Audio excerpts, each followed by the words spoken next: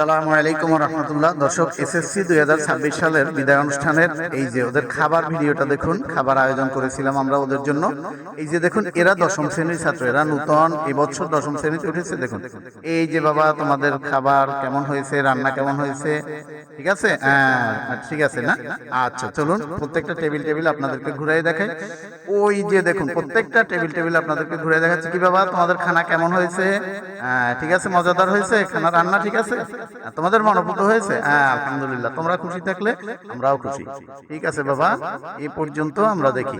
এবারে আসুন ওই যে পরীক্ষার্থীদের ওখানে চলে যায়। দেখুন এই যে এরা পরীক্ষার্থী, এই যে দেখেন সিভিল ড্রেসে, এদেরকে আজকে সিভিল ড্রেসে এলাউ করা হয়েছিল। এই এরা আজকে পরীক্ষার্থীরা সিভিল ড্রেসে আসতে পারবে, এরকম একটা দিক নির্দেশনা দেওয়া হয়েছিল।